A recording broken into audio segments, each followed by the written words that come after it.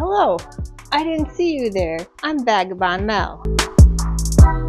I noticed that since I started a YouTube channel that I sound like a complete idiot while talking on camera. And it made me wonder why. I can't possibly be that stupid, can I? Don't answer that. The answer that satisfied my ego the most is that I don't think in actual words. The first time I watched What Women Want with Mel Gibson, I was just a kid, but I knew that my brain didn't work that way. If Mel Gibson were to read my mind, it would be just a jumbled gibberish mess because there wouldn't be any words. It's not a silent inner monologue that is arranged in a way that's anything that anyone could ever understand.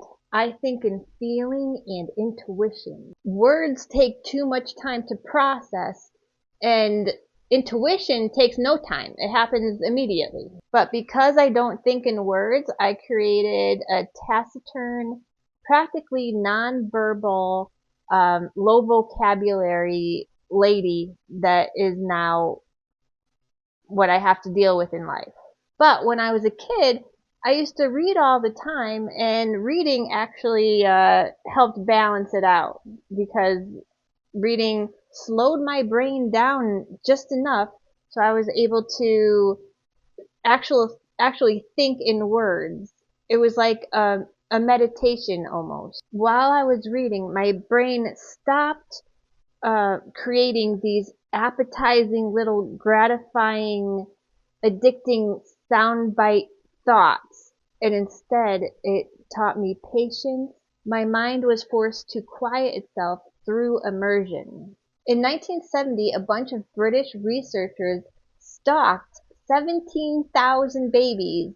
For 50 years of their lives, they collected data on these babies just to see what their habits are, how they live their lives, and what they found was very, very interesting. What they were looking for was what babies became successful and why. And what they found in their study is that it wasn't a college degree that made a person successful. It wasn't IQ. IQ is usually hereditary, and that was also not an indicator of success. And it wasn't money. Poor people had a fair shot at success as much as a wealthy kid.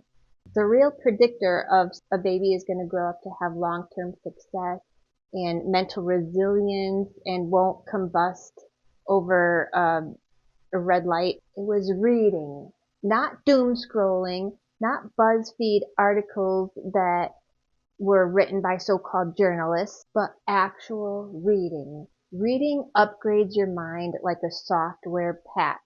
Intelligence, empathy, focus, and even income all rose based on whether a person read or not.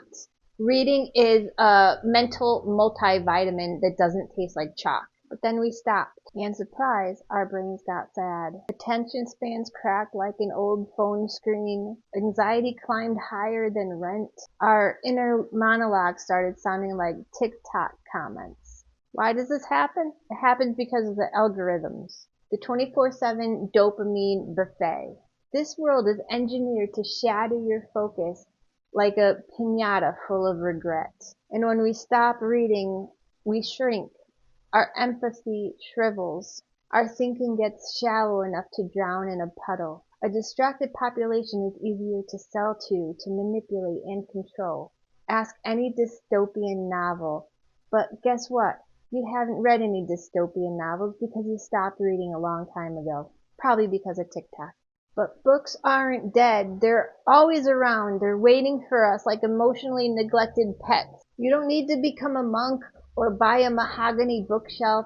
You only need 10 minutes a day without any screens, just silence, just you and the ink.